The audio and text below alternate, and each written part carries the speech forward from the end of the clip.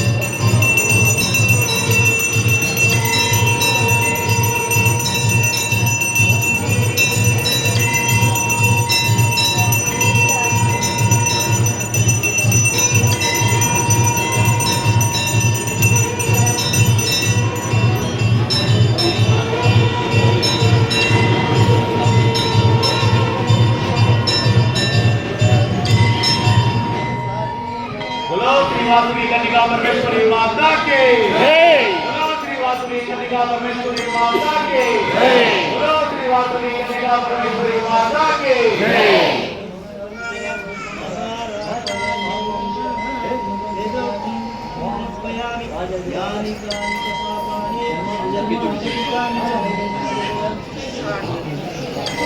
जय बोलो वासुकी माता के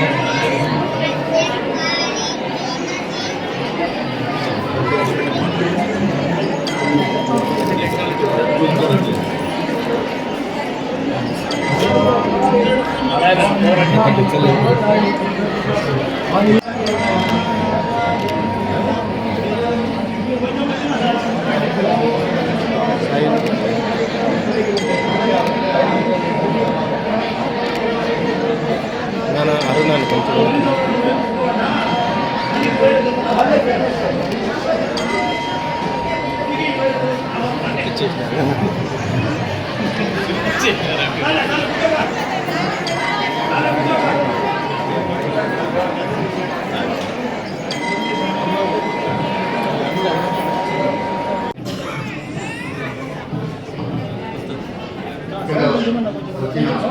పెద్దలందరికీ కూడా నమస్కారాలు. ఈరోజు ఒక చక్కని వాతావరణంలో మనం ఈ యొక్క వాసవి మాత యొక్క ఆత్మార్థం జరుపుకోవడం కాకుండా మీ అందరూ కూడా విచ్చేసి ఈ కార్యక్రమాన్ని చక్కగా నిర్వహిస్తున్నందుకు మీ అందరి ముందు ధన్యవాదాలు తెలియజేస్తున్నాము. అలాగే ఈ కార్యక్రమాన్ని అధికారికంగా ప్రకటించిన తర్వాత మన నియోజకవర్గ ఎమ్మెల్యే గారు వచ్చి అధికార లాంఛనంతో ఈ కార్యక్రమం ప్రారంభించినందుకు ఆయన కూడా మీ తరఫున ధన్యవాదాలు తెలియజేస్తున్నాను.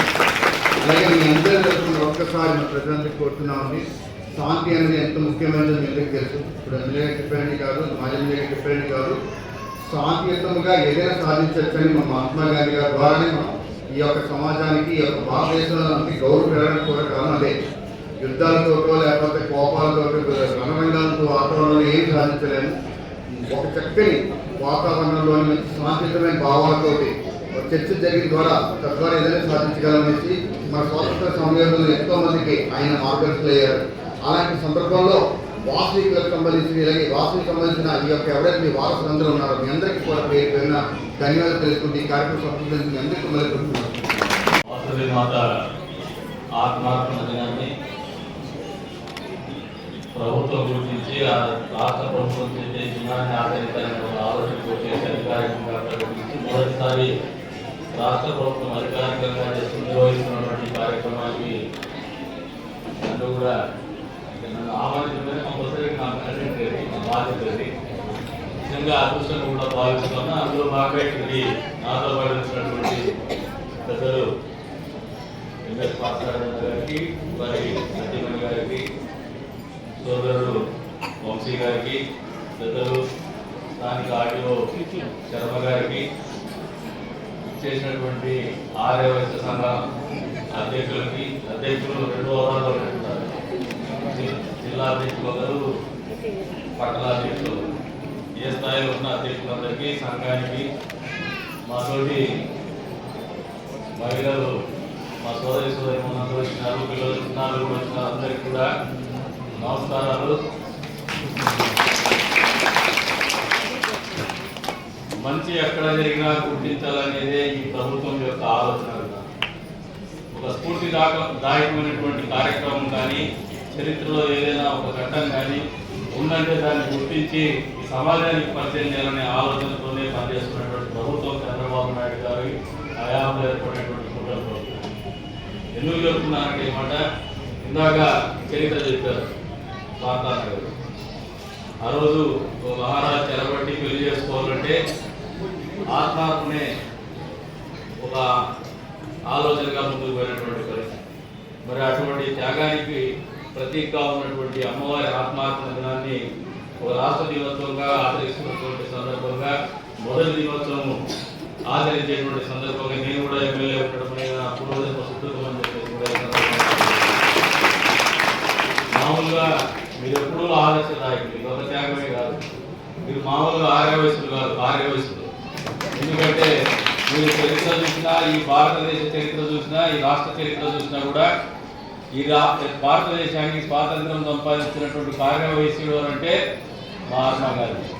ఈ రాష్ట్రాన్ని సాధించినటువంటి కార్యవైశ్యుడు ఎవరంటే పొట్టి శ్రీరాములు.